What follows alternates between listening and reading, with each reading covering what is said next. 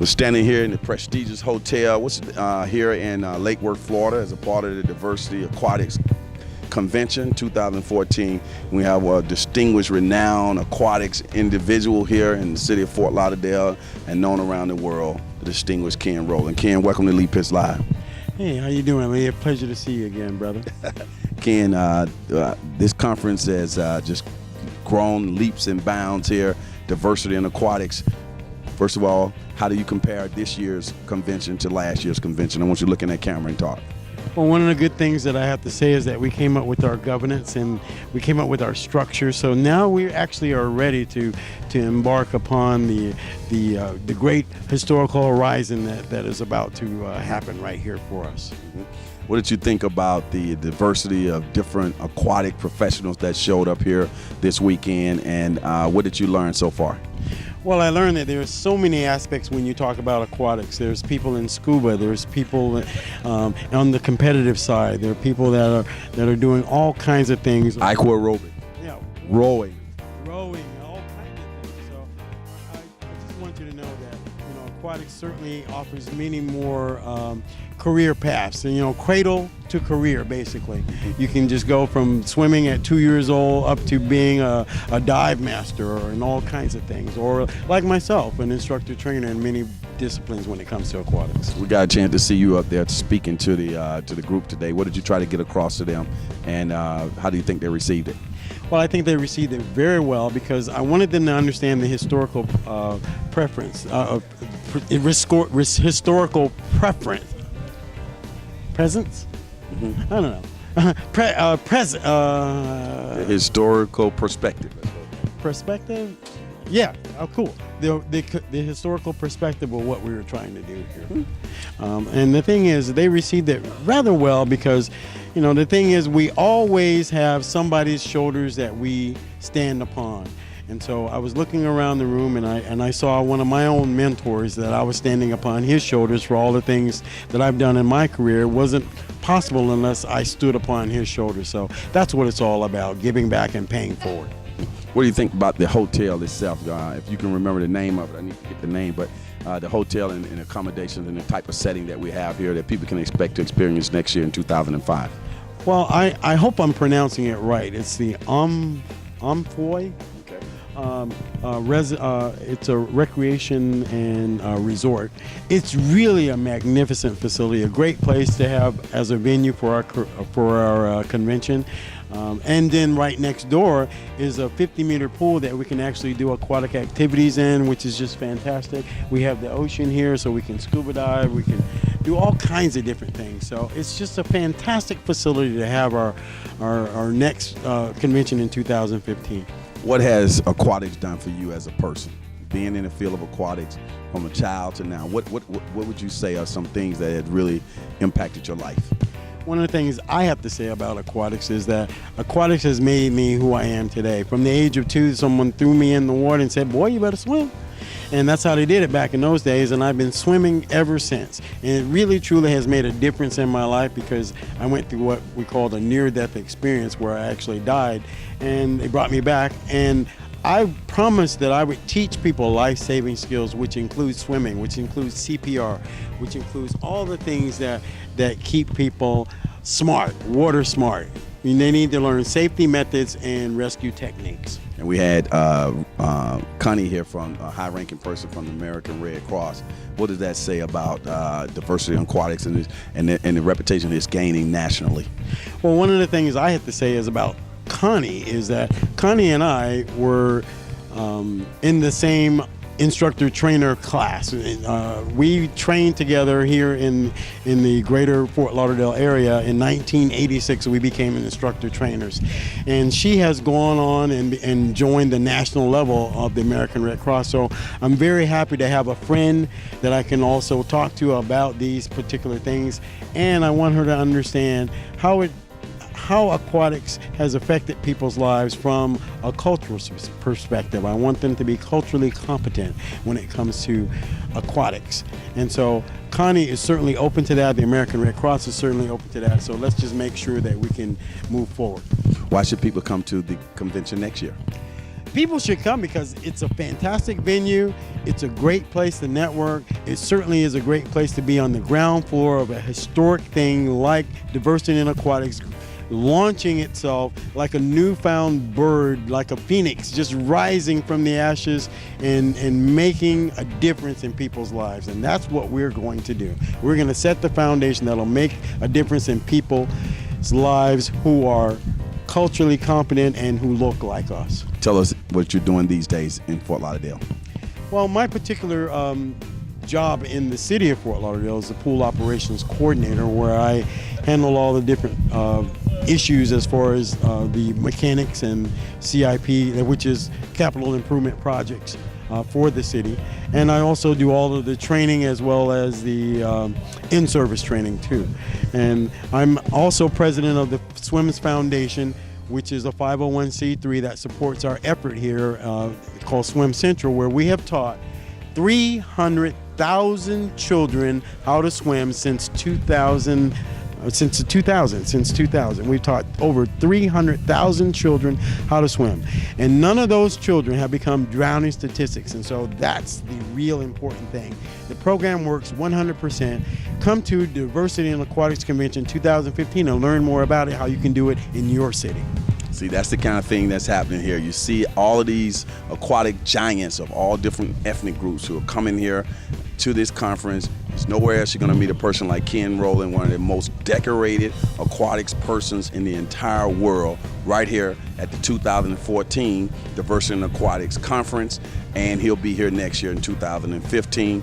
And it's going to be a dandy one. So go to diversityaquatics.org for all that information. We're going to take another look at the scenic view as we prepare for a next person to come in here on Conversations on Lee Pitts Live at the Diversity Aquatics 2014 convention. We'll be right back. Bingo. Welcome back to Lee Pitts Live here at the Diversity Aquatics Conference convention. Sean wants me to always say.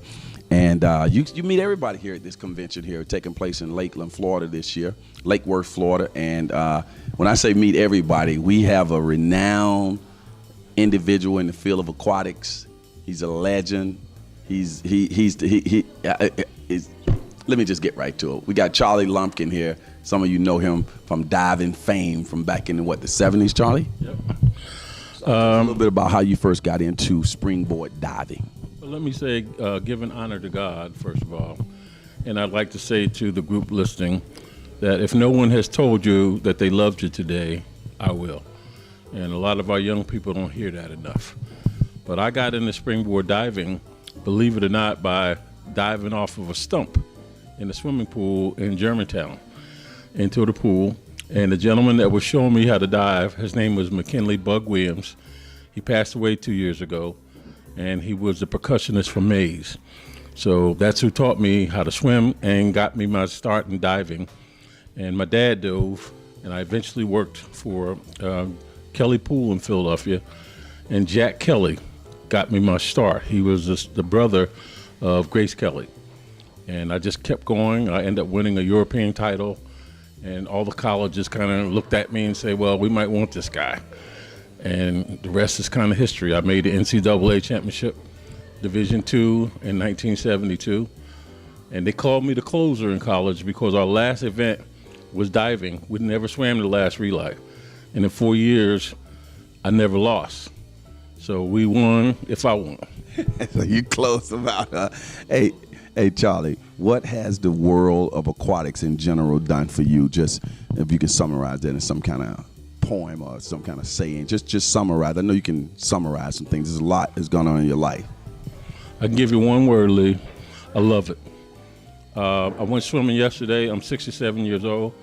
I got in it because I loved it, and I stayed in it because I loved it. I started diving because I loved it, and I stayed in diving because I love it. Rowdy Gaines, the Olympic swimmer, asked me to start diving again in Masters, and I told him I'd consider it. But I loved it. That's the basis, and I don't use the word passion because passion throws you off a little bit on sexuality. But just in my heart, man, I love it, and that's what God has given me: a love for people and a love for life. Charlie, a conference like this, you were here last year at the convention. You're back again this year. Why are you back again? What is inspiring you? And what have you taken away from this experience of diversity in aquatics? Like you, Lee, I have a vision. And the Bible says the people perish for a lack of vision. And when you did some of the things you did last year and you worked hard out of the bottom of your heart, it meant a lot to me, man, to see you out working real hard. And I'm here to support, and I'm here to help. And that's my job. I have the gift that helps. And I said, well, I'm going to do whatever I can to make this a very powerful organization and let us touch lives. And if we stop one kid from drowning, that means a whole lot to me, Lee. Now, when you did your presentation today, you just touched everybody. What was your objective in your presentation? Do you feel that you got your objective across in your presentation? Before I started speaking, I was praying to myself. I said, Lord, if I'm too low, bring me up. If I'm too high, bring me down. If I'm too crooked, straighten me out. I just wanted God to speak through me of all the things that he's taught me, man. And if I leave here tomorrow, I want to leave with the fact that I gave my best at this presentation. Now, you're working in some educational components as it relates to underwater something. I want you to kind of share with our television audience what you're working on. Okay, I'm involved in the MRDF Classroom Under the Sea program, which is going to be starting in around October the 2nd and go to December 15th. And this is what I put the DAP logo on that cost me $12,000. But they're going to try to break the world record for living underwater. And once a week, they're going to have a broadcast that we can Skype to all over the world. And I really want the DAP people to focus in on that. Okay. Now, the process of living under the water, you've explained some of that to me, but it's something that's related to, we need to be thinking about the future. You saying that, hey, this planet may not be here in the way we know it today, and underwater might be the place where people colonize. That's my philosophy, that my goal from coming to Earth through God was to contain, eliminate, survive weapons of mass destruction. And that's what I've been studying. And if it's feasibility to live underwater, because the water absorbs the barrier of radiation. Radiation is something we're studying on the way to Mars now as we plan, because that's one of the very, very difficult things. And I truly believe that the Bible says the fire next time, well, the water is what's going to help us. Now, what do you have to say to the people from Diversity Aquatics, particularly Sean and Marion, who work so diligently to continue to bring this type of a movement to the state of Florida and nationwide? Okay, I'm going to help you. You're going to help me with this. TTT stood for what? Things take time. We got to keep at it. That's how you got where you're at on your show, this wonderful show for 25 years, because you kept at it. You kept going. You kept being consistent. No matter what, you're here now. A lot of times you volunteered stuff. I donated a little seed in you because I see you, man. I see what you're doing. Inch by inch is a what? Cinch. Yard by yard is what? It's too hard. So we take incremental steps on doing things. We look at what we did well this year. We look at what we didn't do so well. And next year we take that next step up. Now, I know you met a lot of people and you've gone a lot of places. One of the things that you shared today was you're a very spiritual person. You shared today how you had to make sure that you made your Sundays available. Early on in your career as a coach, you had to make your Sundays available. Give people a message there. Progress demands sacrifice. And I would have probably been in the movie Pride had I stayed with PDR. I've never regretted it, man. Jim Ellis has never regretted we living, because when I left, I sent money back to the team. I knew all the kids. I'm on Facebook with them right now, almost every day. I'm talking about all the kids, the little that didn't participate a lot. We got kids on Good Morning America, Deutsche Bank, just doing phenomenally. Charlie, you mentioned PDR, you mentioned Jim Ellis. Assume that the people in the television world do not know who you're talking about. Sesame Street that for them. Who is that? What is that? All right, Jim Ellis was the coach of the Philadelphia Department of Recreation swim team that they did a study on and then published a movie on called Pride. Right. And I was the assistant coach. It was, we practiced at my old high school, at Gratz High School, and the principal was Dr. Marcus Foster, who was assassinated in Oakland as he was the superintendent of schools. the Symbionese Liberation Army killed him with a poison bullet. So that's what motivated me. Most people didn't know why I was working there, but I had deep roots at that school.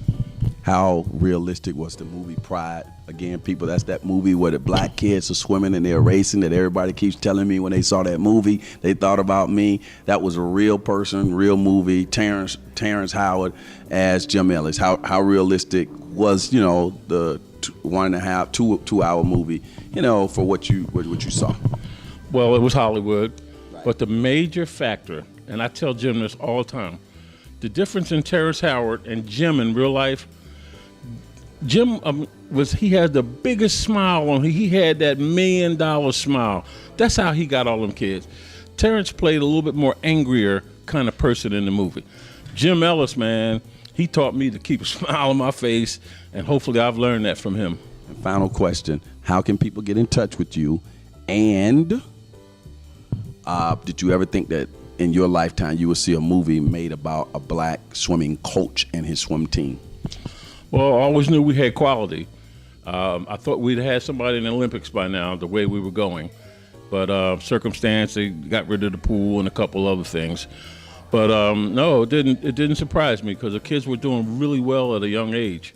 And you want to get in touch with me, I'm at falanaconsultantgroup.com. That's FALANAGROUP.com. And you can get me through Diversity in Aquatics, also webpage. Right. Go to diversityaquatics.org. Again, the legendary Charlie Lumpkin. Who would have thought? Man, I got the coolest job in the world. Who would have thought I would have gotten a chance to meet Charlie Lumpkin right here on Lee Pitts Live? We'll be right back. Welcome back. We're here at the Diversity Aquatics Conference, and we got a chance to talk to another distinguished guest who's here all the way down from Washington, D.C., participating in this conference. Let's get your name and what do you do in D.C.? Hi, my name is Ernie Franklin. I'm a retired school teacher in D.C. I'm the educational coordinator for YDWP, that's Youth Diving with a Purpose. Our main objective with Diving with a Purpose is to educate young people in underwater archaeology and create stewards by using a coral restoration program that we've just started. It's our second year in that. What do you like most about attending this conference this weekend here in August here in Lake Worth, Florida? This has been a really fantastic conference. In order to I had a chance to dialogue with a lot of people of like minds, swimmers, and I found out really what diversity in aquatics really was. It gave me a lot of insight. I was really able to network with a lot of people and get the word out. It gave me a lot of tools to get the word out to people around in my area, up in Maryland, D.C., and Virginia. That's outstanding. Say something to people about coming out in 2015 and attending this conference. Why it's important that they should come out? Well, it's very important that you guys come out to this conference next year. We've got a lot of things planned for you. I guarantee you'll have a great time. If you love anything about aquatics, I promise you the camaraderie is great, the networking is fantastic, and the atmosphere is electric. What would you say that, final question, why is it important that people of like minds like this get together to discuss the importance of aquatics? Why is it important that we express our views? Well, being in this forum, the main goal and objective of Diversity in Aquatics is to drop the drowning rate for people of color. That's Latinos, African Americans, and such. So for everybody around the country to come to this and voice their opinions and share their ideas, it's a fantastic forum, and I can see nothing but great things coming out of this. Okay. Well, it's been great having you here on the show, and I know you got the Lee Pitts Learn to Swim DVD. What are you gonna do? What are you gonna do with it? I'm gonna take that DVD and work with it. Show it to some of the kids? I'm going to share it with my kids and some of the adults also. Okay, South Florida, the Lee Pitts Live Swim Lesson DVD is headed up to D.C. We're gonna go to a break, and when we come back, we're gonna continue with conversations right here at the 2014 Diversity Aquatics Convention taking place right behind us. and welcome back. We'll continue to interview distinguished people who've shown up to support this convention. It has been a wonderful weekend here. Tomorrow concludes the convention. If you missed it, you missed it. And right here, I'm wearing my Red Cross button. I'm a product of the American Red Cross, and I'm darn proud of it for many years. Here with Dave Duda, a legend, as I called him yesterday, a legend in the world of aquatics and the great work that he has done. Dave, tell us exactly what you do and your title. My title, I'm CEO of MDM Aquatics. Also, I teach 2 days a week at Broward College, and I'm on the payroll, City of Fort Lauderdale, on-call basis as far as training. Okay. Dave, why are you so passionate about swimming, water safety, teaching swimming, the whole world of aquatics? Why are you so passionate about it? I have what I have today as a result of aquatics, and many people have helped me get there, but it's all resulted in aquatics. Because when I first started, I could not swim. A convention like we've had this weekend, what are some things you've learned from coming out and sharing today, these past 3 days? A number of diversified programs I've seen. Example, a lot of times we just think of swimming, we think of lifeguard, we think of WSI, but there are so many diverse programs out there in so many different directions that we could go to enhance diversity in aquatics. Mm-hmm. I noticed Ken Rowland spoke highly of you and said he stood on your shoulders. When did you first meet Ken Rowland, and how do you guys relate?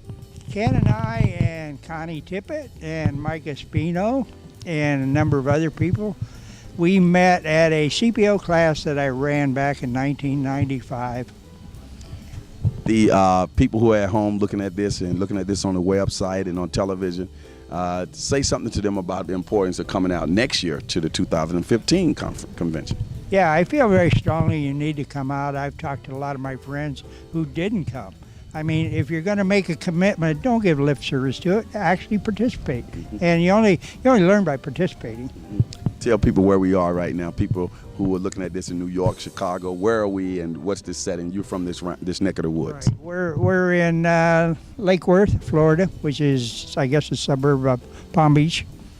And again, right here on the ocean. How you liking the accommodations here? Very good. Excellent accommodations and reasonable prices. Well worth coming for. Okay, we got a chance to talk to another legend, Dave Duda. Dave, thanks for joining us. My pleasure. Thank you. Welcome back. We're still here at the Diversity Aquatics 2014 conference. Now we're preparing for 2015. This is on Saturday, and people have come here from all over the country to learn, to share, and to grow, and to be a part of an organization that's welcoming to all people who are interested and have ideas about the aquatic world, whether it's being sports, whether it be in physical exercise, just a wonderful world of swimming, water, everything water related, from scuba to canoeing to waterboard to surfing, swim lessons, competitive swimming. It's all here. Don't narrow down aquatics to swimming. There's a lot of other areas of aquatics. So we have another gentleman here who's been a part of this conference. Let's get his full name, where he's from, and what he does. My name is Elvin Dexter Foreman Jr. I'm the head coach for Elite Race Swim Club out in the Washington, D.C. metropolitan area. I've been coaching them for over 10 years. I really enjoy what I do, but I started from teaching swim lessons. And that's why I originally started teaching swim lessons, which has been a joy and a benefit in my life to be able to start a swim program to benefit young black females and males in the community. Tell us about, you shared a story with me on how you used to go swimming and kids would see you swimming and they would come over to you for some swim lessons, and how that was so exciting for you. Well, when I was working in aquatics as a lifeguard and as aquatics manager, I used to teach swim lessons on the side. And what happened, I was teaching a lot of young kids how to swim, which was free of cost, but it was taken away from the program, the aquatics program at the same time. So since I was teaching the kids how to swim so fast at a short period of time, a lot of parents wanted me to continue to teach their kids lessons. But the program, the Aquatic Center, they wanted me to stop it because I was taking away from their program, which was money. So I was getting kicked out many pools while I was trying to teach kids how to do. What was very important was to really teach him the correct way how to swim. And that was pretty much a life-saving skill that I really wanted to take with them and move on from there. Okay, the program that you have now is competitive swimming, and you have a learn to swim component associated with it. Why is it important in general that everybody, regardless of your race, learn how to swim? Well, learning how to swim is probably the most important thing as far as even learning how to drive. Learning how to swim, to me, my dad, he almost drowned. And one thing my father wanted, my sister and brother and I, was to learn how to swim. But for me, learning how to swim opened up a lot of doors. And that's the opportunity that I wanted to give a lot of kids, whether they were black, white, different from different races, Hispanics, just to give them an opportunity to have a lot of doors open for them so they can have jobs or they can do interesting things or they can make money, because everyone doesn't want to be a competitive swimmer. So I started to learn a swim program because everyone doesn't want to be on the swim team. And that was just to make sure that they learn how to swim correctly, and they move from there, whether they want to be a lifeguard or they want to do some type of water sport or they wanted to go into the military. So I had quite a few athletes who were able to go to the military because they learned how to swim. I had quite a few athletes who were able to get jobs as lifeguards because they learned how to swim. And I had quite a few athletes who became career jobs, whether it's Coast Guard or other activities that require a learning swim base, whether it's police department or fire department or things like that. People walk out to your program on any given day in Washington, D.C. What should they expect to see going on? Well, they expect to see one thing, the kids having fun. They expect me to be on deck instructing the kids, making sure that they learn how to swim the correct way. I think when they hear the word swim club, they automatically think hard workout, hard practice, but that's not necessarily. Sometimes what we're doing is just basic skills, whether it be kicking across the pool with the kickboard, or even learn how to do the streamline to learn the correct stroke. And that's what I want people to see, that it's not all about a hard workout, hard practice. I only have a small group of kids who are willing to do that if they want to go that route. But then I have a lot of the kids who just want to just get introduced to the sport of swimming, just to learn how to do the swim the right way, whether it be great exercise to keep in shape, or whether it be something they can take with them in the future. Give us a phone number or website where people can get more information on your program. You can call Elite Race Swim Club at 301-456-5444 or 240-838-1156. You can also call our team manager, Mariah Shillette, which is 301-938-0250. Our website is Elite, ELITE, Raise, RAYS, Swim, SWIM, @gmail.com. And tell us, what did you personally learn from attending this convention and encourage people to come out next year? One thing, I've learned so much. It was a joy to be here, even from the first day, which was yesterday. Just listening to the testimony of a lot of people who are involved in the water sport and in activities, but really get a sense of feel of I've been there with them and that I can relate. And that's something that I can carry with me and bring someone else that this is something that I can relate to. Also today, just learning other activities such as scuba diving, water aerobics, and things like that, and really getting into the context of meeting people for contacts to be able to help me of ideas and things I would like to do in the future. Okay. What do you expect to happen here next year, and should people come out? One thing I expect to happen next year, I will be here. I will bring a friend to be here with me. But I expect the things that they said that they will do will be implemented, and that I will be the first one to come help out. And I love to volunteer my time and my service, and I'll be happy to. One thing I will say, kids going to be really happy when they get out here. And that's one thing that I'm pretty sure that's going to happen. Kids will be thrilled to participate in the activities that Diversity Aquatics is putting together. Say something to Sean and Miriam, two of the linchpins, the heads of creating this organization and making it go forward. I've known Sean and Miriam for a long time. I know Sarah Lynch for a long time. And I marvel at the outstanding job they have done in really implementing and putting this thing together as a gel to get the right people, people with the right ideas, people with the right heart and attitudes and positive to be able to put together something that's pretty much probably down in history.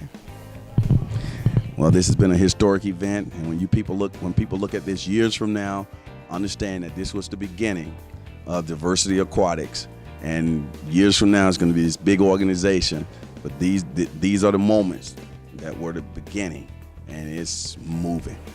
Okay, we're continuing to meet some of the distinguished guests who are here attending the convention, the 2014 convention.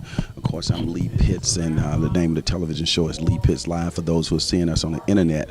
But Lee Pitts Live is a popular television talk show that airs in Southwest Florida, and I just happen to be an aquatics person as well, so I'm in two worlds using all of the talents that swimming has allowed me to garner.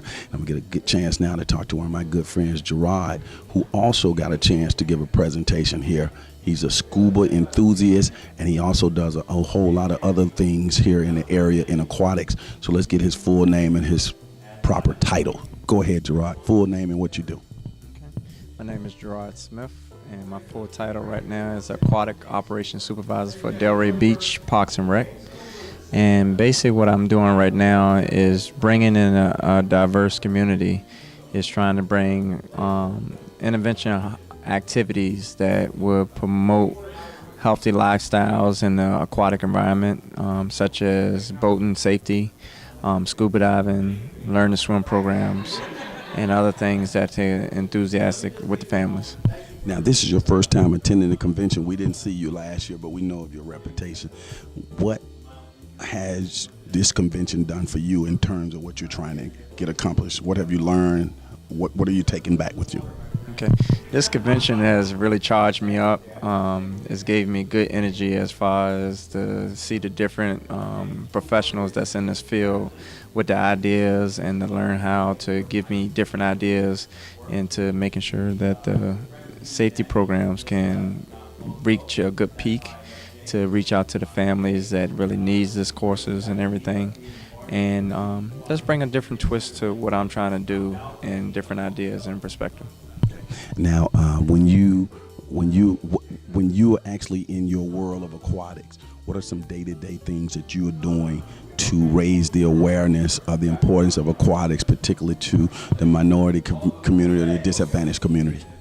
In our community, we try to work very closely with some of the single parents that are raising their children. We take on some of the sad part of the situations where a lot of people can't afford learn to swim programs, so we offer discounted swim lessons. Our swim lessons are one of the lowest prices in West Palm Beach and Palm Beach County at this time. And with that being said, we're trying to really increase the education of learning to swim, being very educated and aware of the dangers that an aquatic environment can bring to families. Why don't you share from your experiences and your knowledge, what you think are some other benefits of learning to swim? Sure, it can help you save your life. Sure, you can do it for recreation, but there are career opportunities there that people may not be aware of. Talk about some of those. Well, a lot of people, fight with career paths. We all say, everybody's not cut out for college, or people kind of get lost and don't know their career paths. Well, in an aquatic environment, it opens many doors. Giving back to the community, being a water safety instructor, that's a big piece. Being a lifeguard to supervise and govern families while they're having fun in an open water environment or pool environment. Scuba diving is a profession where you can go pro and you can be in the scuba diving world. With that being said, in the scuba diving world, that opens another door. You have what is called Merchant Marines. That's located on the eastern border up in Norfolk, Virginia, where if you get scuba certified, you can be an underwater welder, commercial diver, and that can kind of pay off for the family. See there? All of those opportunities are there. The experts are here at the convention. You should have been here. Get on the website. Go to diversityaquatics.com or .org. I'll get that right.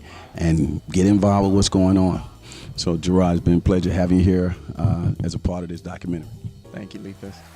Welcome back. We'll continue to document this historic event here at the Diversity Aquatics National Conference taking place here in Lake Worth, Florida, here on Lead Pitch Live 2015. If you didn't attend this year, you'll get a chance to attend next year. We got a distinguished member in the aquatics field sitting right here next to me, and I'm delighted to get the opportunity to talk to him. I've known him for about 5 years. It's Manuel Banks III from USA Swimming. I'll give you a formal title, man. Manuel Banks III. I am the Diversity Inclusion Membership Specialist for USA Swimming for the sport of swimming for this country. Okay.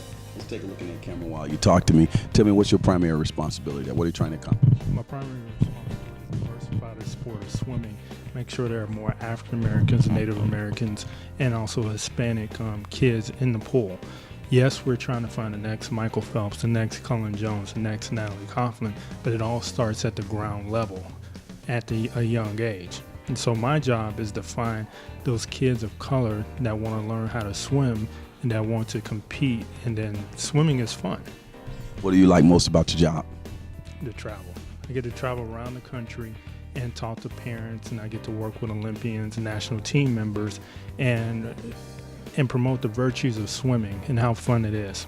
Let's say somebody out there in television land looking at you right now and they want to get in touch with you. They want what you're doing to come to their community. How do they go about that process? Is there a website, phone number, talk to them? Yes, you can go to usaswimming.com/diversity and scroll all the way down to staff, and it has a picture of me, not the greatest picture, but a picture of me and my contact information. And you can contact me also, mbanks, MBANKS at usaswimming.org. Now you attended this conference 2 years in a row. How do you compare the 2013 conference to this conference? Growth. There are more people here that want to learn and truly are inspired by swimming, and we all are going to work together to diversify this sport. Last year was the beginning. The 2014 is a continuation of the journey. 2015 will be even better. If you have missed out, then you missed out on a lot. What do the people in the fancy suits at USA Swimming think about the diversity in aquatics movement? They think it's great. For this sport to truly grow, we need to continue diversifying this sport. The Hispanic population is increasingly expanding, just as the African Americans and just as the Asian communities. And I can't think of the year right now, but the Hispanic population will soon be the majority. And for us to truly understand the markets, that community, we need to partner with organizations like Diversity in Aquatics and other aquatic partners. Now, one of the things I know that USA Swimming did a couple of years ago is they did a study on who swims, who doesn't swim, demographics, and key things of that nature. Why don't you share some of the key findings in there, as briefly as you can, that people would be surprised to know? Okay, in 2008, USA Swimming partnered with the University of Memphis to do a national diversity and inclusion research study. We looked at the socioeconomic factors like the fear of swimming and other barriers to swimming. We found out African American women, a huge issue with them was hair. And African American kids, they look at their parents as inspirations on a lot of things. And we found out that if the parents have the fear of swimming, they pass it down. It's generation to generation to generation. So what we're combating is something that won't take a month, a year. We're trying to fight how generations view swimming. Swimming is not a white sport. Swimming is a sport that will help all. It's a multicultural sport, and this is a multicultural world, and we're going to continue from the top down to diversify this sport. As a person who's influential person at USA Swimming, what do you have to say to the Diversity Aquatics organization? What words do you send to them to inspire them to continue? If you want to work with us, contact me. USA Swimming, we are strongly going to continue to support diversity in aquatics. What DAP does impacts so many different communities. I'm proud to be a member of DAP, and I suggest that if you're not a member of DAP, you need to become one. Thanks, Manny, and I'm proud to be a member as well. We're going to go to a break. We'll come right back, and now you get a chance to see the Diversity Aquatics logo. Look for that on the Diversity Aquatics, diversityaquatics.com. And we're back here on Lee Pitts Live, also on the diversityaquatics.org website, as we continue to press ahead here with various interviews from distinguished people in the area of aquatics who have been here all weekend in Lake Worth, Florida, for this convention centered around diversity and water in general, people who don't know what aquatics mean. So we have one of the instrumental people behind it, Mariam. And Mariam, give your full name and title at Diversity Aquatics. Okay, hi everyone. My name is Miriam Lynch, and I am the Director of Operations for Diversity and Aquatics. And what did that entail? Just running and making sure that all the objectives are met as put by the advisory board and the founders by Diversity and Aquatics, which include Sean Anderson and Jason Jackson. Tell the television audience some of the things that took place this weekend at the conference and how that impacted the visitor, the people participating in the conference, and yourself in general. I believe that we definitely accomplished the goals that we set for ourselves in the second conference that we've had this year. We had instrumental speakers. We had governance that was made this year. We have a structure that was put in place to go forth with creating our councils and going forward with planning and events that they would like to do in the future and coming together and networking, and also a process for us to go forward with implementing new features and new processes with Diversity and Aquatics. I think that a lot of great conversations were had, and I think people are motivated. It's evidence that by the people who are still here and standing around and talking to each other about what can be accomplished through Diversity and Aquatics for the future. Break down Diversity and Aquatics. Is it based on race? Is it based on water activities? What is Diversity Aquatics? It's about promoting inclusion in aquatics. Traditionally, aquatics is seen as a sport or sports that were exclusive to only a certain people of social economic status and of a certain race. What Diversity in Aquatics is about including everyone from all different backgrounds to love aquatics as much as those who are currently participating, bringing the youth into it, and showing them the opportunities that are to be had from aquatic activities. Talk about your organization chart, just a little in general. How's the structure and some of the pillows and some of the councils and advisory board, how it works out? Okay, so the way that Diversity Aquatics, you think of it as a triangle organization, is that our base is our aquatic councils. Our aquatic councils are instrumental in gathering best practices, exchanging ideas, and networking with each other about what is happening. So, for example, let's take triathlon. There are people from all over the country. We have our chair, who is currently being placed, Oveta Sampson, who's from Chicago, who's also connected to people here down in Florida. So through that, they're able to say, oh, this is a program I'm doing, this is a program you're doing, let's network and let's use shared resources. Let's also reach to our national governing body and then ask for support for those programs to help with your strategic plan with increasing youth into the sport. And this is how we think it should go. From that, we have different coordinators. We have an education, research, and grants coordinator. We also have another coordinator for our councils, and that was just named here at convention through governance, and the advisory board approval was Thaddeus Gamry, who was formerly a tri-council chair. And so what his job is to organize all the councils together and have them share information with each other about best practices, about water safety, about drowning prevention, and getting youth into the sport. And then from there we go on to, we have grants and sponsorships chair, and then we move to our advisory council, which you're a part of, and been instrumental in helping us guide DAP in the right directions through your expertise, and also Ken Rowland. Jim Ellis is also on the advisory board, as well as newly appointed to it is Arthur Lopez. And then from that, we have our board of directors, which include Jason, Sean, and myself. There you go, all lined up in a nice, neat package. tell us about and we're going to ask our camera person to go ahead and pan around and get that ocean behind us. People don't see that. And while she's getting that ocean, tell us some of the things that are going to happen next year and encourage people to go to diversityaquatics.org and be a part of this. Oh, I mean, that's why I said this convention was so instrumental for us as an organization, because we have big plans for next year. We are ambitious. We are going forward to get the youth involved with our convention by creating camps. USA Rowing through Richard Butler has also already said that he is bringing in a camp to be had here at through Diversity in Aquatics. We've already established through our meetings that we're going to have a competitive swim camp with components exposing the kids to scuba and triathlon training. And fundamentals of swimming.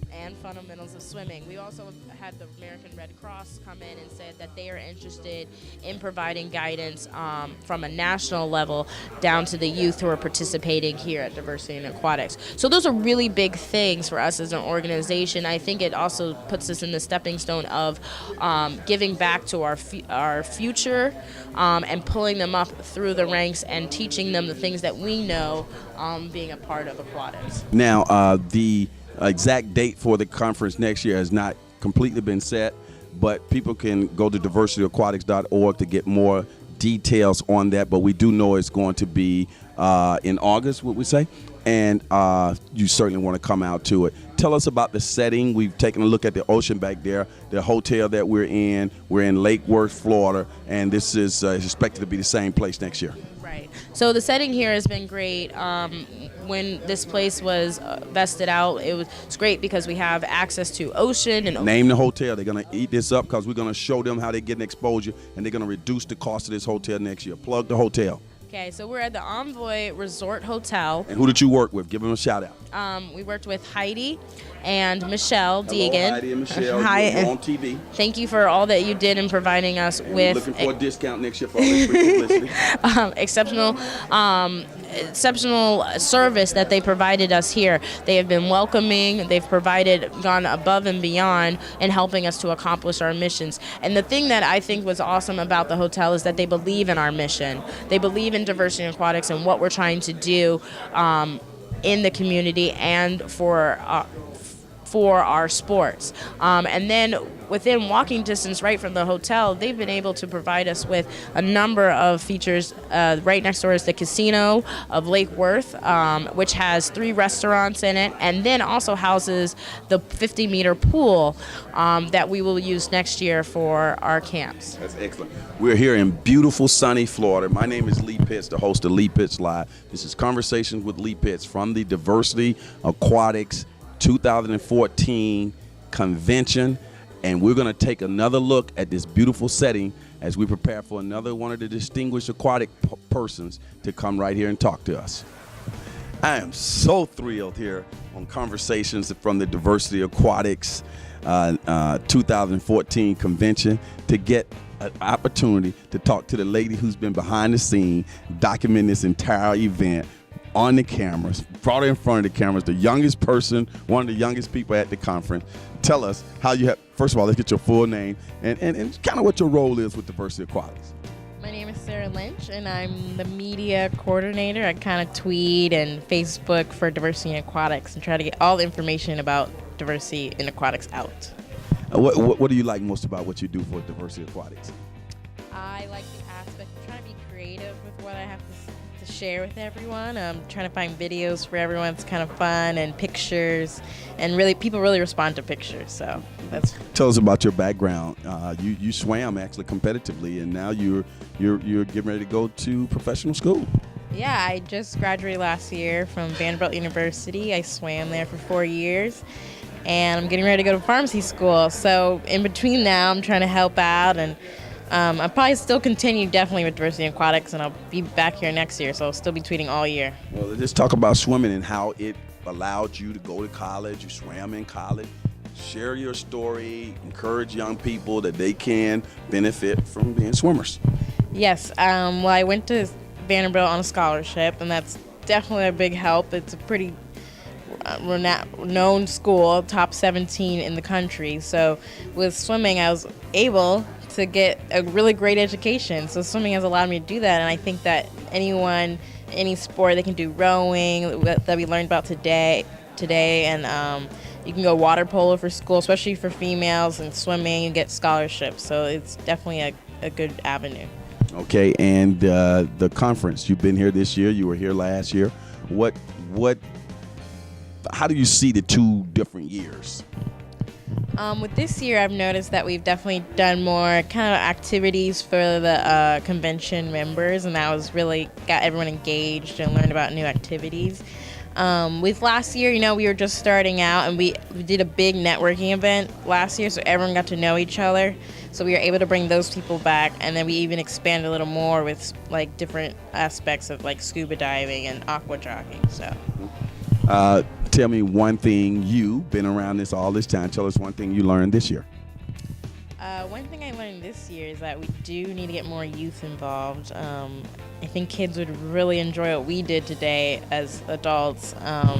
They'd probably do a lot better since I've been out of the pool for a while, but I think they'd really enjoy that. So I think getting the youth involved, because they have ideas too, and they're pretty creative. So they could probably help me with the media part. That'd be good. How do you feel being in front of the camera instead of behind the camera?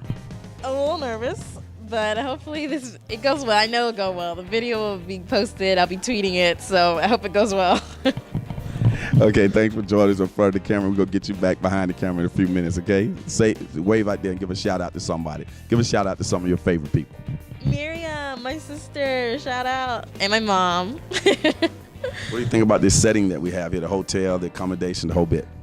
It's beautiful. It's very relaxing. So I know that nap time for the kids will be great. The host here have been really good to us, and the pool, they keep it very clean. So it's very beautiful out on the beach, and it's warm. So that's awesome too. Okay, you saw it all. We'll see you next year at this convention. We're going to talk to some more people, and we'll be right back. Bam.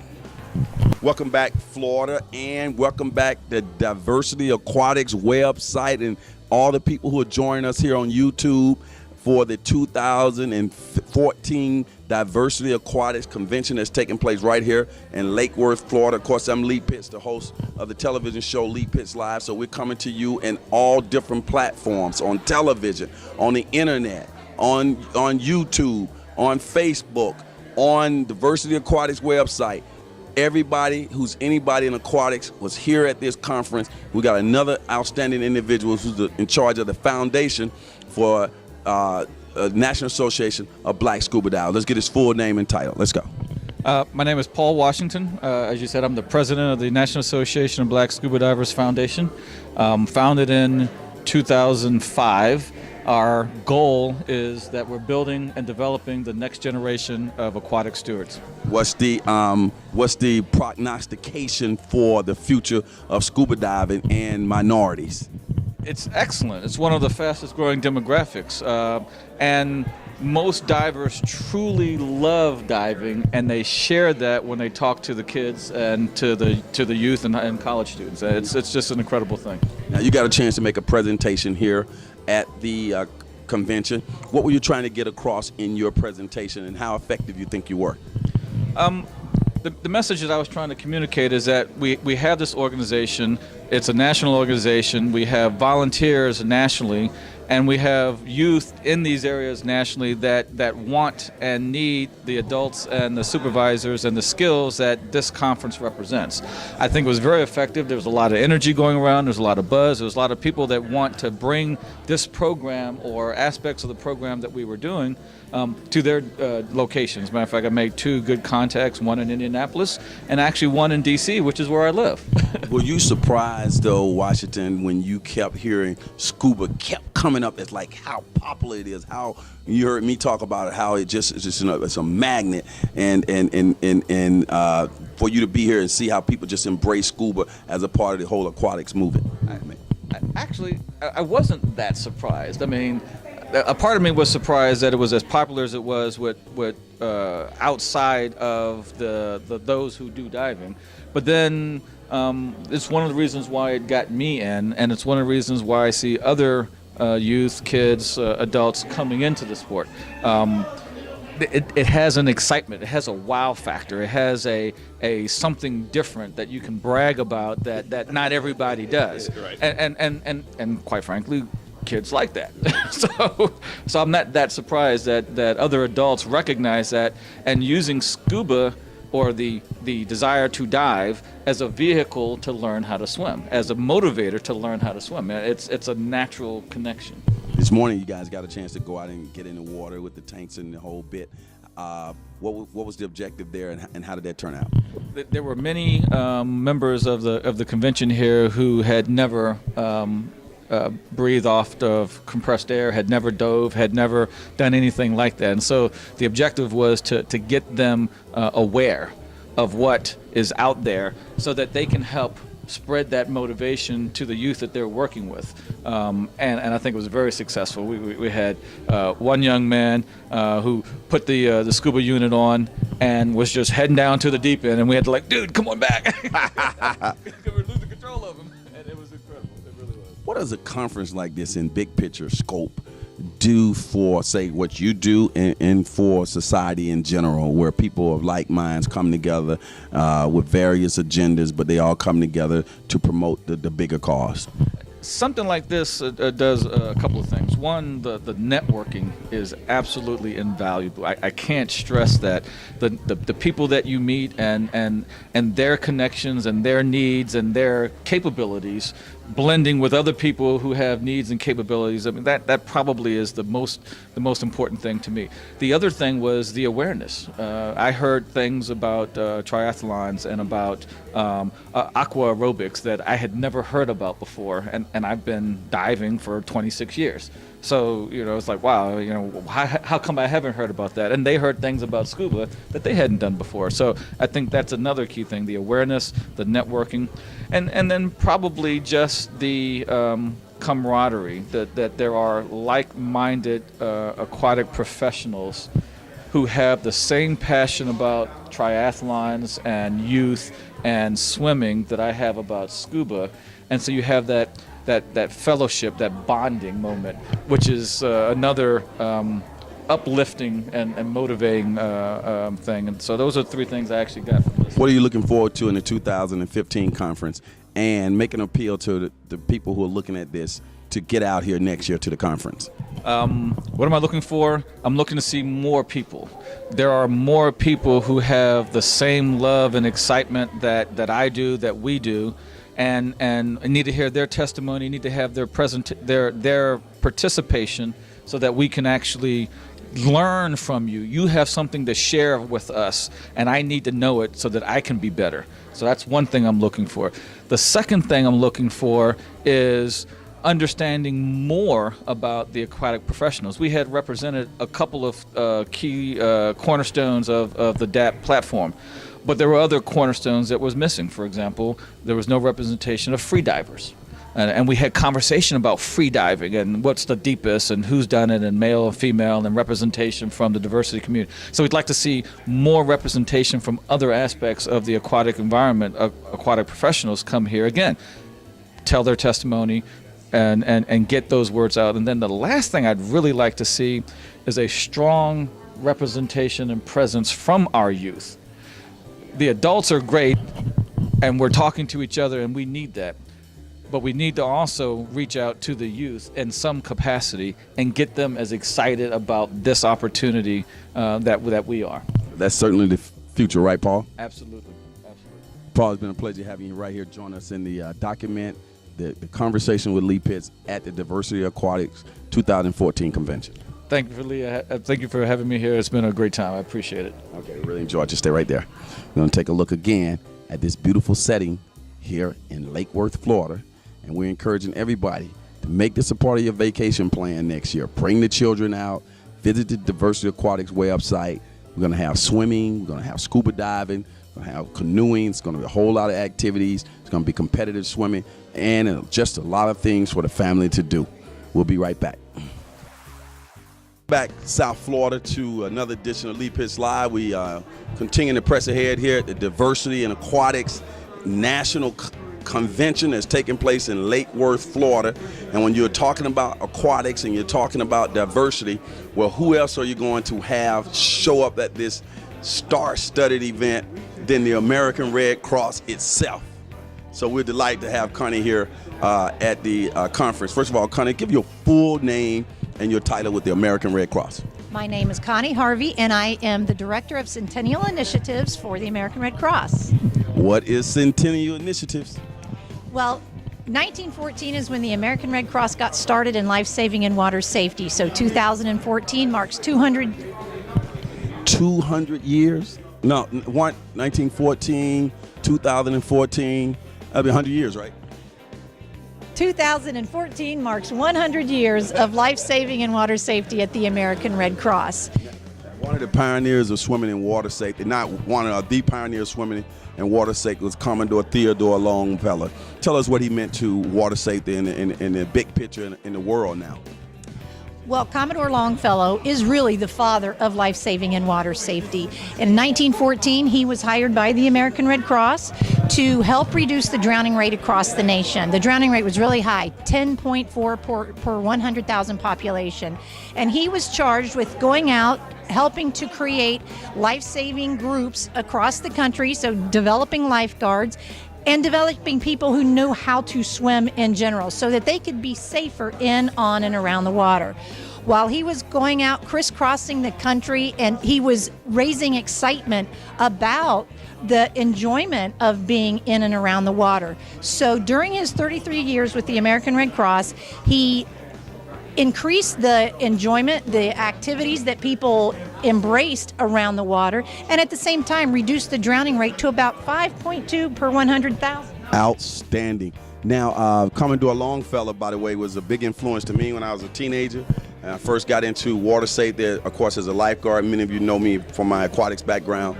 I read the first part of our lifeguard book. I read the story about Commodore Longfellow, and I was hooked on Longfellow and trying to be a Longfellow. Now we're here 100 years later, and if Commodore Longfellow saw what happened in swimming and water safety 100 years later, what would he think about what has happened in terms of the Red Cross? First of all, I think he would be very proud because the drowning rate is now about 1.2, 1.3 per 100,000. But I think he would also say we've got a lot more to do because that translates to about 3,700 people a year die from drowning, and it's preventable. That's the tragedy. In almost every situation, a drowning death is preventable. So I think he would say we've got a lot more to do, but I think he would be so excited to see how people are embracing the water. The things that I've learned here being at this convention are just, we're scratching the surface. There is so much going on, so much more that we can do to get people of all ages involved in so many aspects of aquatics. And we've got an excited group of people here doing it in so many different ways. And I think he would be so fired up to see what's going on here. And talk about the diversity in aquatics, the diversity in sports, recreational activities, and the diversity in humans who are participating in aquatics, and how that ties into the Red Cross mission of making everyone a swimmer and everybody a lifesaver, as Commodore Longfellow so eloquently stated back in 1914. Well, it's certainly the foundation of everything that we're talking about here is about drowning prevention, but also learning to swim. In order to take advantage of the many different opportunities, you need to know how to swim because you don't want to get yourself in a situation where you can't handle yourself. So the foundation of everything that we're doing here is learning to swim. And it does not matter what we're talking about, whether we're talking about scuba diving, being an Olympian, Rowing, aqua aerobics. Exactly. The list goes on and on. Being a lifeguard, being a swimming instructor, just out enjoying the recreational benefits of spending a great day on the beach. And being comfortable on a wave runner and underwater photography and marine biology and surfing. All of those things come from being safe around the water, and the Red Cross has been the engine that has driven this for over 100 years. Absolutely, but we don't do it alone. The American Red Cross is also made up of a huge, diverse group of people and professionals that volunteer their time to become lifeguards and to become water safety instructors and continue to do this after the days that we're still being active lifeguards and swimming instructors, but still out there really making a difference and making certain that everybody knows that they have that potential to learn to swim and to be a lifeguard, to be a swim instructor, or what else ever they might think of that they would want to do in and around the water. Connie, I want you to make an appeal out there to people who are watching this, not only on the Diversity Aquatics website, but on Lee Pitts Live, the television show, about 2015. Why it's important that they put that on their calendar to come out to the convention next year. They need to see what resources are available to them. I will tell you that as I was sitting here today listening to these presentations, my first question with everyone is, well, how do I get that in my community? I want to do that. I want to make certain that my friends and their children have access to that. So you should come to see what is available to you and to learn how you can get involved and how you can get your community involved in these awesome opportunities. Well, Connie, thanks for joining us here on this conversations on the Diversity Aquatics Convention, and we look forward to seeing you here next year. I look forward to be back. We'll be right back. Again, we're here at the 2014 Diversity Aquatics Convention, and we have everybody who's anybody in aquatics, particularly in the minority community, has come out in full force. We have a renowned scuba diver here. He's the co-founder of NAV, the National Association of Black Scuba Divers, and a good friend of mine. You don't see guys like this every day, so I'm honored to have Rick Powell here.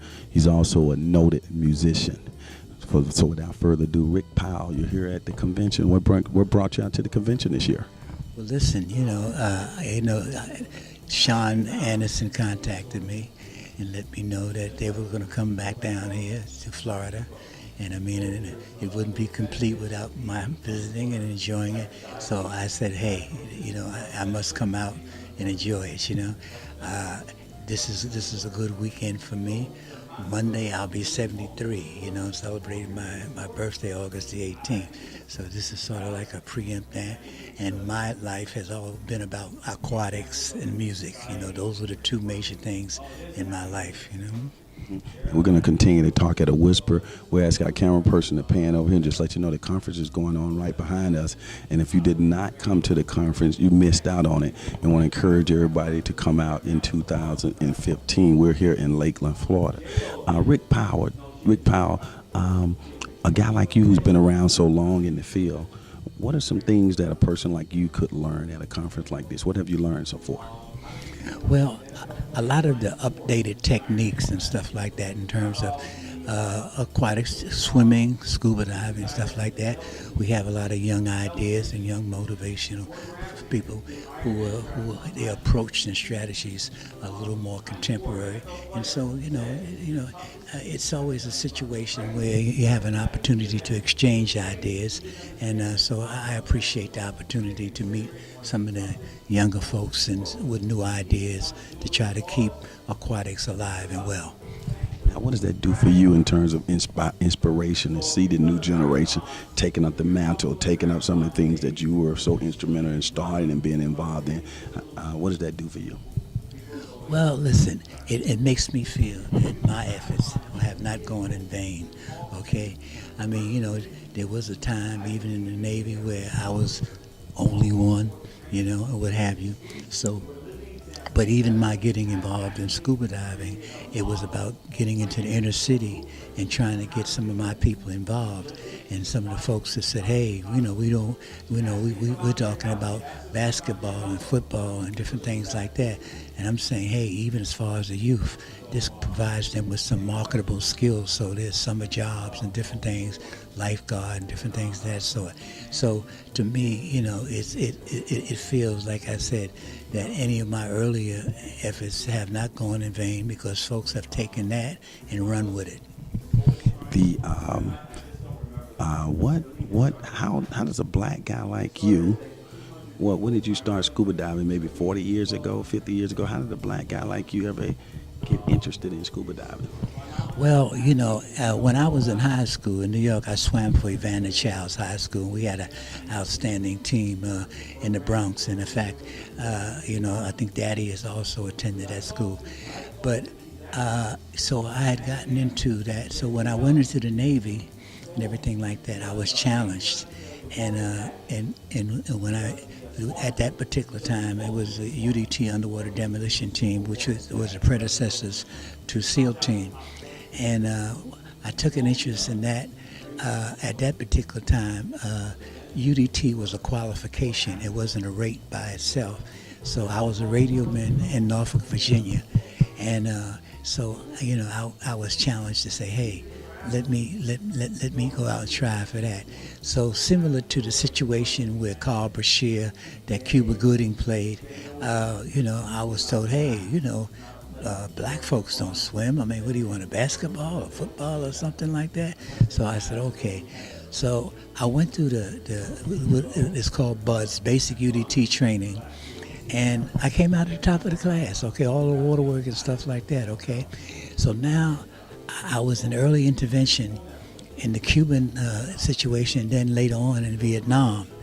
And so after the war, I was, I didn't dive for a while because of my experiences.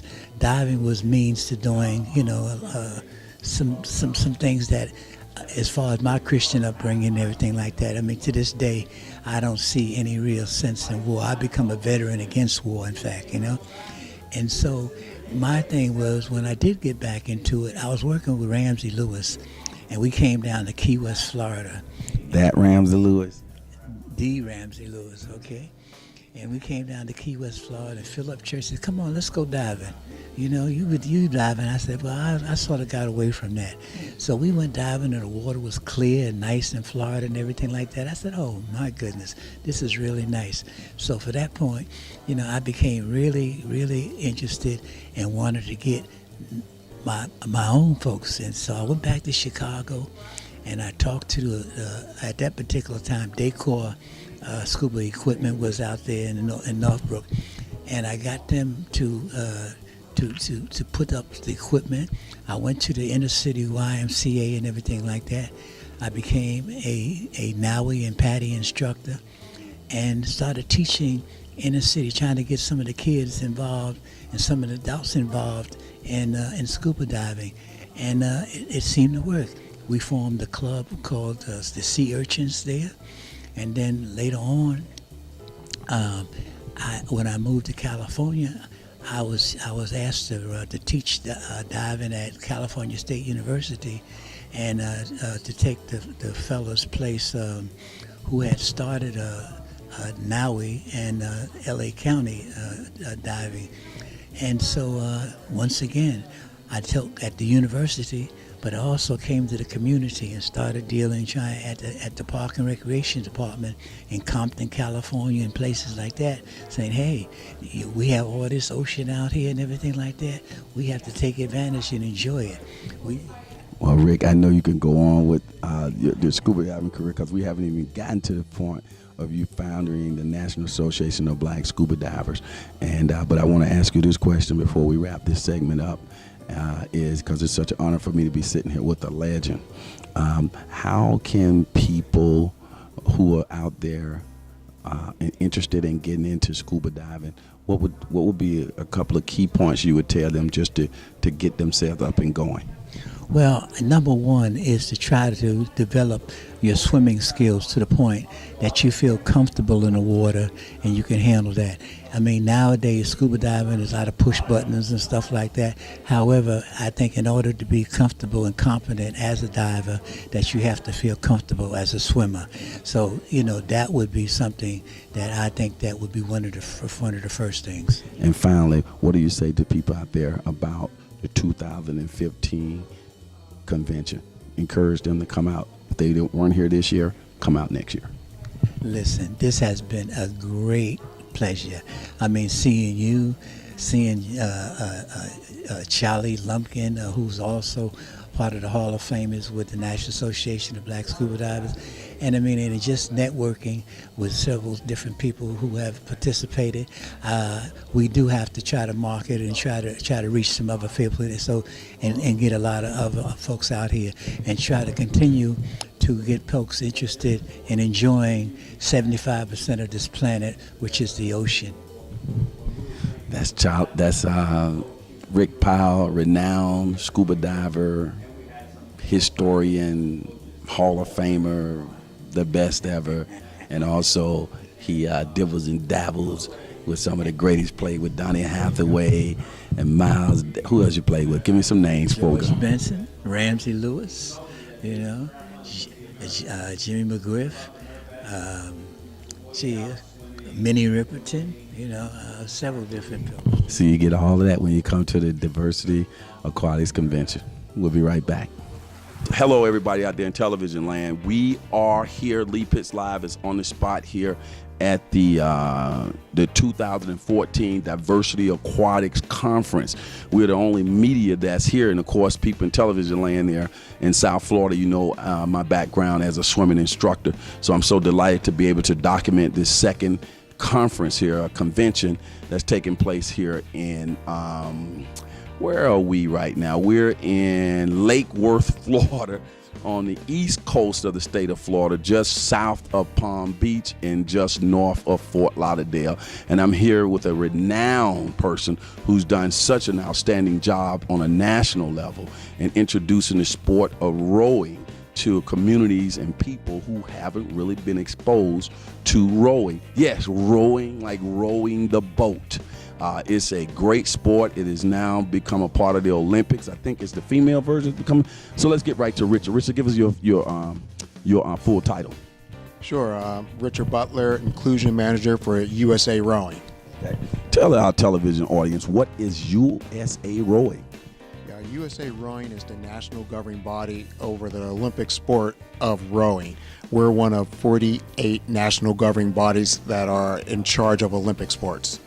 Now, we know that today here at the Diversity Convention, Diversity and Aquatics Convention, you got a chance to make a presentation. Tell us what you tried to get across to the many members from all areas of aquatics who have attended this conference this weekend. Yeah, it was great to be asked to give a presentation, to be amongst the other aquatics programs and to hear what they're doing. And one of the messages that I wanted to give is that we all have one thing in common, and that's the water. And then we go from the water, which is the foundation of all things aquatics, no matter what it is. Going from the water, we realize that we all are also going after the same demographics. That's the underserved, urban populations, and they've not been exposed to rowing, they've not been exposed to water polo, they've not been exposed to surfing. And so the message that I really want to get across is up to us to invite other Americans to participate in our sports. Why have you been so passionate about this? Every time you get up and speak, every time I talk to you, everybody just gets so energetic about your passion. How did you get that passion, Richard? Well, there's a long narrative. This isn't a long show, but I will tell you that I really care about giving opportunities to others. I grew up exactly the same way, underserved as the kids that I'm reaching out to. And we got to throw them a rope. And sometimes that rope might be a basketball. Sometimes that rope is rowing. But we have to provide opportunities and choices for them. And it's just a fantastic sport, and they at least should be invited to do it. Now, what are some of the challenges that you face in, say, integrating the sport, getting more youngsters involved, and how are you going about overcoming some of those challenges, Richard? Wow, going into this sport and introducing it to an underserved community, I have several barriers to entry. The number one is swimming. Most people know the stats of swimming, but most African Americans, more than half African Americans, more than half Hispanic Americans, do not, cannot, and will not, and are afraid of water. If you can't swim, you can't row. So that's a huge obstacle. Transportation, the boathouses or the places that you row or the docks are not always accessible. They may not be on a subway line. They may not be on a public transportation line. And the parents, frankly, don't have their own transportation. So transportation, accessibility. I work a lot with adaptive adults. These are people with disabilities, people that are visually impaired, blind, having accessibility to the facilities. And finally, affordability. Affordability. Rowing is an expensive sport, like most sports. I'm not sure why they have such a huge cost, but they do. And so it's a huge cost. So those have been the barriers to entry. But the way that we hook the youngsters and their parents to the sport is that rowing provides tremendous opportunities. Not only does it provide opportunities to learn a lifestyle sport, because rowing doesn't discriminate. It doesn't know how old you are. It doesn't know your race. It doesn't know if you have an arm. It doesn't know if you can see. It is a very, very fair sport. But the other opportunities is if you are a young lady and you have 1 to 2 years of rowing experience, you will go to college with a college scholarship through rowing. If that's your desire, if you also have the academics to go along with it. We will never sell to you that now that you can row, you're getting into college. We will tell you you have to work just as hard on your academics, put the rowing in to help you pad your resume to have an opportunity for college. Now, we're here at the 2014 Diversity Aquatics Convention. We're going to have our camera person to pan over here, and you can just see the conference is taking place as we speak, and Leap His Live is behind the scenes documenting this event, and we're sitting here with one of the outstanding persons in the field of aquatics who's bringing rowing to a community that's never been exposed to rowing. Let's go to some specifics about rowing. Tell people why they should be interested in the first place in rowing, and talk about that teamwork associated there too. Absolutely. We have all heard about sports being team sports. Have you ever heard of one individual rower in your life? Do you even know that the women's rowing is the best rowing in the world, both Olympics and World Championships? No, we don't know that. And the reason is because it's a team sport. You have a boat of 9 people, a boat of 4 people, a boat of 2 working together. There is no star, there's no name in the boat, it's just a number on a seat. When you think about the character building that you get in a boat, you need tenacity, you need mastery, and out of those 2 things, you add them up and you get success. And it's millions and millions of strokes.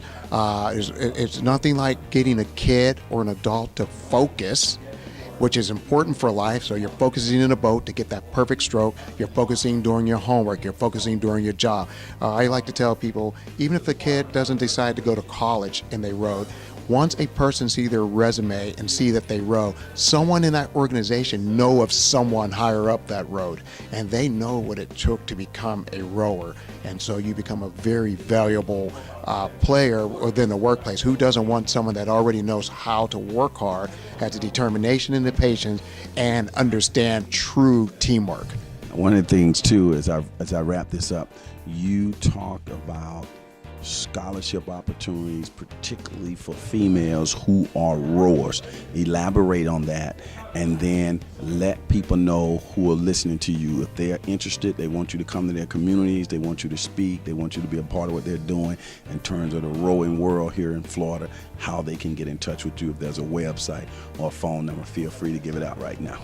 Sure. So the reason why the rowing scholarships are so abundant is because of the law Title IX, which basically there's a whole lot to Title IX, but the one that we focus on is the one that women must have equity in sports on college campuses.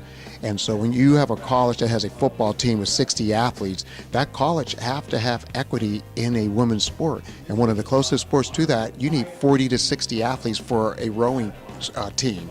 And so the scholarships, there are 20 scholarships for the colleges per year available for young ladies to either get a full scholarship or a half scholarship. And that's huge because no other sport is doing that. The number 1 college scholarship going to women right now is rowing. Now, if a person is interested in me coming to talk to your municipality, your school district, your mayor, your governor, it doesn't matter, I'll talk to everyone because everyone should be aware of swimming. They can either go to www.usrowing.org, or you could email me at richard@usrowing.org. And I return all emails within 24 hours. And if Richard says he's going to do it, he's going to do it. It's been a pleasure, Richard, having you here on Lead Piss Live. And also, we appreciate the great contribution that you're making here to the diversity convention. And let's go ahead and get your comments, your thoughts about how important this convention is and some of the things that you have taken away from it. You know, I've been overwhelmed and can't wait to go back home and implement some of the things that I've learned here. One of the things I thought about today is that through aquatics and the people in this room, they are creating cultural change through something that's abundant on earth with water. And that is huge. So they're inspiring cultural change through sports and aquatics. That's what I'm going away with. I'm going to put that into my presentations because I think people have to understand we're changing lives through our aquatic sports. We encourage everybody to go to diversityaquatics.com and learn about what's happening and be sure to be a part of this convention next year, 2015. I'm going to take a look at the conference as it continues to take place right here on Lead Piss Live. And we will come back with another distinguished presenter who's here as a part of this conference. Again, thanks a lot, Richard. It's a pleasure to be here, Lee. We'll be right back. And welcome back here on Lead Piss Live as we continue to document some of the wonderful things that are happening here at the Diversity Aquatics Convention. And we have the leader, the undisputed leader, the founder, one of the founders of Diversity Aquatics that's changing the world as we know it, Sean Anderson, my little brother. And we're delighted to pull him here on a busy day. First of all, Sean, we're now in 2014. How would you compare 2014 to 2013's conference? This year's conference is great. We kind of got the ball rolling in 2013, and this was the next step. Everything's a little bit better, a little bit more improved, a little bit bigger, a couple more programs, and we'll just keep on rolling forward and doing a lot of people out there doing some great stuff. What inspired you, Sean, to even the whole concept of bringing a conference to Florida and a conference of this nature together? I think everybody it pushed us to doing so, where the membership of Diversity in Aquatics and be on the phone with them. They love the online portion. It was a natural progression to meeting everybody face to face and really having that conversation. I'm fortunate through this and through my travels to be able to have that opportunity, and I wanted to make sure everybody else did. And I think the collective minds putting together what's next for the organization, what's next for the drowning disparity rates, and what we're going to do for our communities, and not letting anybody else dictate what should happen or how we could attack this problem, if you will. Who is Sean Anderson? Tell us a little bit about your background, specifically as it relates to aquatics and your education. I need you to talk about yourself. Let's go. I grew up swimming. I've been swimming my whole life. I swam for Penn State University when I did my undergrad in kinesiology. I have an MBA in finance from Cal State Long Beach, and I'm currently working on my doctorate from the University of Maryland Eastern Shore. I teach at Norfolk State University, and I guess throughout my life I've done a number of programs in terms of water safety and swimming. Started a team at Booker T. Washington High School in Norfolk, Virginia. Started the swim club at Norfolk State University, where I'm a faculty member. And I'm a part-time diversity consultant for USA Swimming, part-time real estate investment. I have a small real estate investment company, and founder of Diversity in Aquatics, are another big project I've been working on that's really kind of taken off is International Water Safety Day. And tell us about International Water Safety Day. Don't just run through that. That is your baby. Well, International Water Safety Day is interesting. We were doing a lot of different programs in different parts of the world. We did things in the Philippines and Brazil, Bahamas, Jamaica, really every continent. And it was like, wow, a lot of good people doing some good things. And during that, and even in the U.S., a lot of people say, hey, we should have swim lessons in every single elementary school. And I agree with that. The problem is it's not necessarily, at this point, completely realistic. What is realistic to me is that we can't have water safety education in every classroom in every elementary school. And through that education, inherently, the student gets safer. They realize that, I should not dive in a pool. I should reach or throw and go. And even if you did not have swim lessons, you are at least safer. Now, the number one rule is that you should learn how to swim.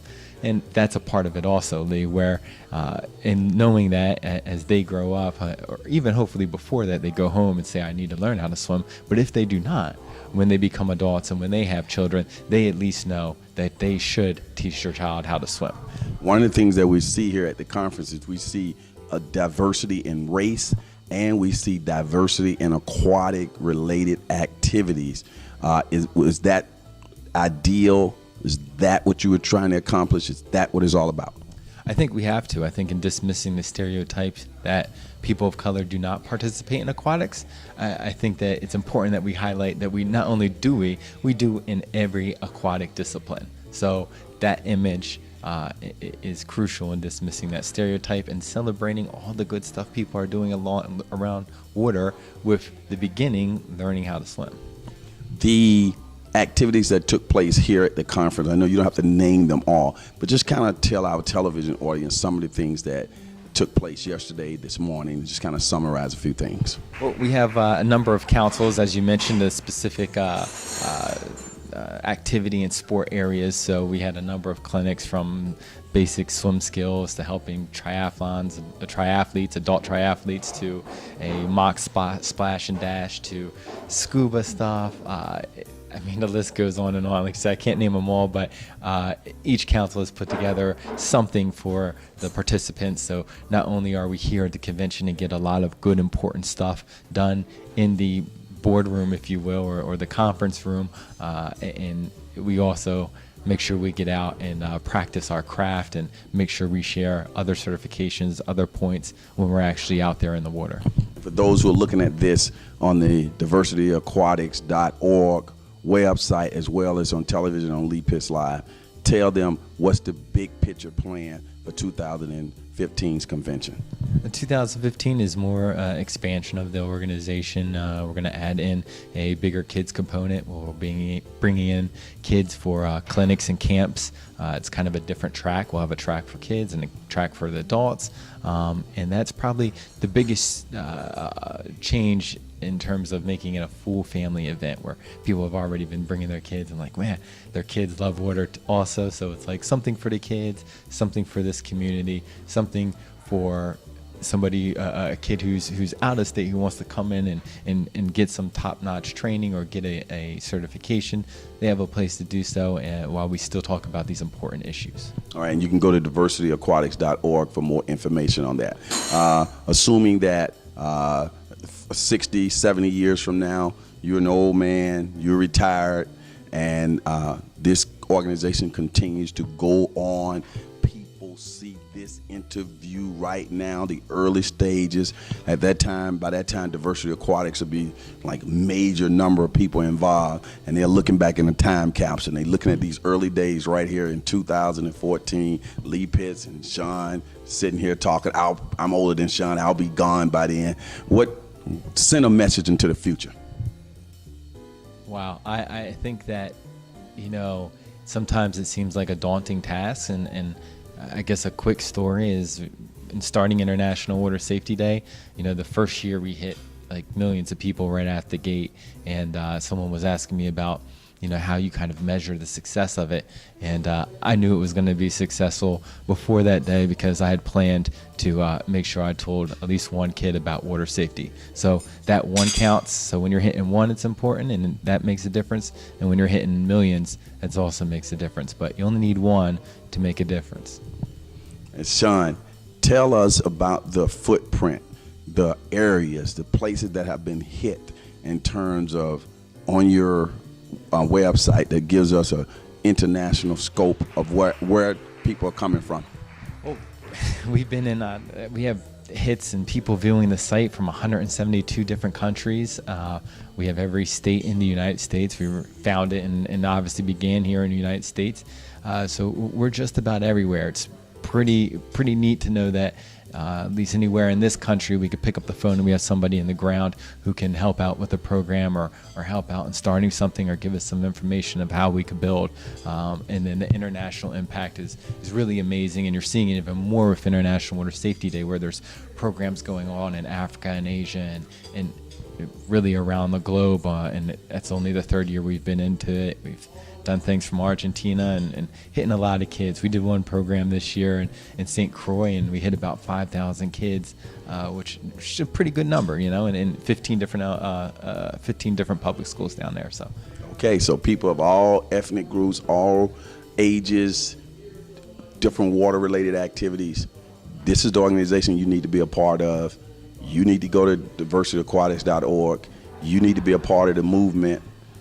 Minorities, disadvantaged people, whites, all races. We're swimming, we're in the water, we're scuba diving, we're canoeing, we are lifeguards, we're swimming instructors, we're underwater photographers, we're everything, and it's all out there for you. If you're going to the military, different armed forces, you know you're gonna have a basic swim requirement and boot camp. Get in the water now. Get your children in the water. Open up career opportunities for yourself. We'll take a look at the Diversity Aquatics logo, one of the logos here. And it's all taking place right here in Lake Worth, Florida, where Lee Pitts Live is Johnny on the spot, covering this historic event. We'll be right back with another guest. And here, we'll be right back. At the Diversity Aquatics 2014 convention. He has come all the way from out of town. We're going to get his name and where he came from, and I think it was Washington, D.C. area. So let's get your full name. Tom Moore, and I'm out of Indianapolis, so you were close. Okay. Indianapolis, Indiana, Pike Township. Early on, you shared, in the early part of the convention, you shared your passion for getting more people involved in swimming, particularly diverse backgrounds. You also talked about, I think, a $5 million or some $1 million. Triple that, 15. $15 million a water complex that's being talked about up there in the area. Before we get to that, tell us exactly what you do in the area. So I'm the aquatics director for the school corporation. We're in a pretty fortunate situation where a large business district is right outside of our school. And so the school itself is doing very well. We do have a large minority population. Say we're about 11,000 kids in our school corporation, 60% black, 15% Hispanic. So, we're in a position where the business district, supports our tax base. So when we can afford a lot of good things, they put a lot of efforts into our swimming programs. We do a lot for the community. And you're blessed, man. How did you first hear about Diversity Aquatics? Just doing some research online, reaching out to people in USA Swimming. So I'm the head swim coach, head club coach. So just kind of got a hold of Sean, and then just found out more about the convention, and just excited to be here and hear everybody's story and kind of programming ideas what I can do with my program. What are some things you've learned so far from being here at the convention? Just inspiring, just hearing more about like other programmings outside of competitive swimming, just water safety, scuba, triathlon. So just it's really neat to hear how everybody got started. What are you going to take back with you? What are you going to do when you get back? What are you going to say to people when you get back to Indiana? So just really try to get them involved with swimming to start with, and then branch out from there. So like I said, we're going to be fortunate enough August 2015 to get this state-of-the-art aquatic center. Just get the kids in our community involved. Just get kids of different backgrounds, different races, different ethnicities involved. Just try to sell that program to everybody. Just swimming will open the doors to many, many things. People want to reach out to you. Is there a website, a phone number, something you can give them? They want to reach out to you. Yeah, say tpmoore@piketownship.k12.in.us, rdacswim.com. You can find me on both those places. All right, the Hoosier is in the house right here at these fine accommodations. Talk about the place that we had the convention. How were the accommodations? I know you lived here at the hotel. Just how you enjoyed yourself in terms of accommodations. So I made a point to get up early, come out here to the beach. I don't know if you got to check out the view for all the take a look watchers. at the beach while he's talking. So I'd get out here about 6:30, watch the sun come up, have my coffee, and say it's been awesome. They're taking good care of us. I thought you were going to say you get out there and do your little 2-mile swim. I swim out to the buoy and back. I don't know about 2 miles, but we'll take a lap in the ocean. Okay. Well, it's been a pleasure having you join us here as a part of the conversations at the 2014 convention. And I want you to talk to the people there and encourage them to come out next year. All right, yeah, so it was a great time. I know locally in the Indianapolis area, I'm going to reach out to some aquatics directors, coaches. I think it's a great opportunity just to network with people. I know I'm leaving here with a lot of names, addresses, phone numbers. When that time comes and I need resources, I know who to call. He even got the Lee Pitts swim lesson DVD. Tell him you got it firsthand autographed. I got it hand delivered and autographed. You never know what's going to happen at the diversity convention. Everybody is here, folk. You should have been here. We'll be right back. Welcome back to Lee Pitts Live and at the Diversity Aquatics 2014 conference. We're sitting here with Rhonda Marable, who has been a part of this convention here at Lake Worth, Florida. So we're delighted to have her here as she's a part of USA Swimming. So let's get the chance to know this young lady who's doing a wonderful job in terms of aquatics. Tell us about a little bit. Tell us what is your actual function with USA Swimming. At USA Swimming, being the multicultural PR manager, what I do is promote our diversity programs that we have going on. And as part of that, I work with the USA Swimming Foundation and their Make a Splash initiative because the statistics, 70% of black children don't know how to swim, 60% of Hispanic children. And so with Make a Splash being the child-focused water safety and Learn to Swim initiative, I help promote the work that they're doing. And tell us your background. You're an accomplished swimmer in your own right. I started out as a swimmer in Oceanside, California, and one day, I think it was my sophomore year of high school, I joined the water polo club one night and just fell in love with that. So ended up really switching my focus to water polo, was fortunate enough to get a scholarship to college. Was trying to go all the way, but unfortunately got into a car accident, so derailed my chances, but I'm not giving up. I'm trying to make it to, I think it's Tokyo in 2020. Really? I think so, yes. So you're a high-level water polo player. I mean, you played at the highest levels, yes. Right. Tell us, let's talk about water polo. Let's educate our television audience.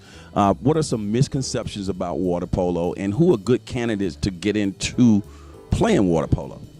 Some misconceptions about water polo are there's no horse involved, so it's nothing like actual polo with the horses and the sticks. It's more like a combination of soccer and European handball, if you're familiar with that.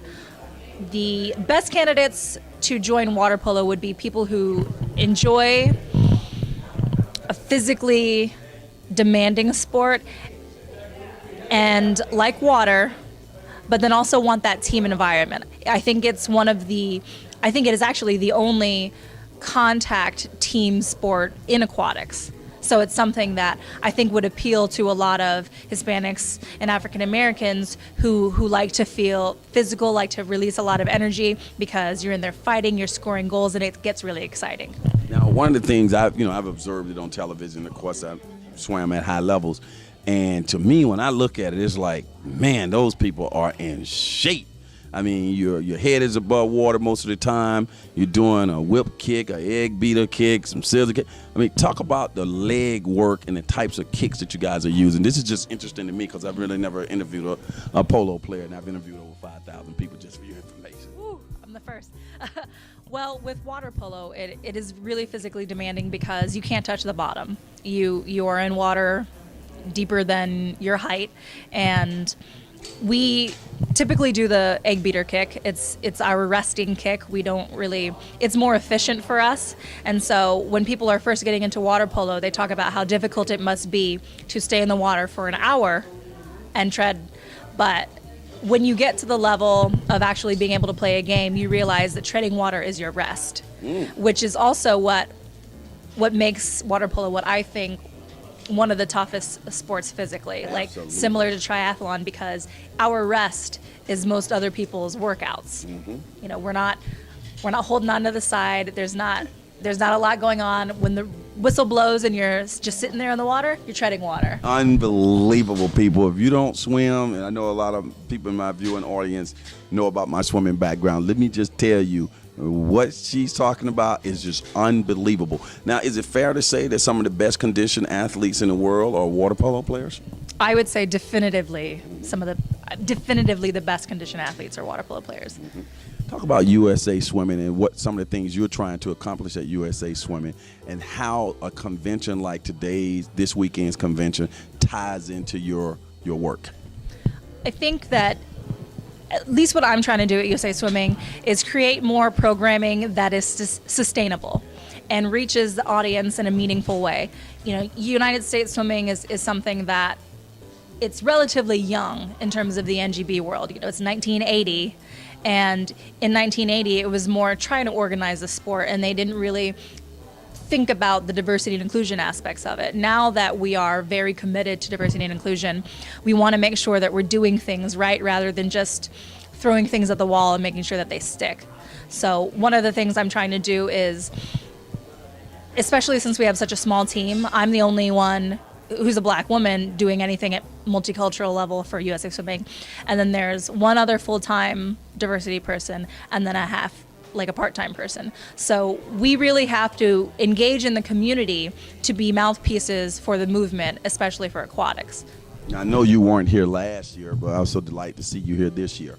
When you go back to USA Swimming and you talk about the experience, what you saw, what you witnessed, what you participated in, what will you be telling them about Diversity Aquatics Convention? I'll be telling everybody about the amazing people who have committed their personal time and their personal money to do something extracurricular from their professional lives. You know, I mean, television hosts and everything like that, but then also competent and leader in Learn to Swim. I mean, the kind of commitment that it takes and the ideas that are coming out of people who are very passionate is something that we all need to learn from one another and learn what other people have done, didn't work out, and what they switched up.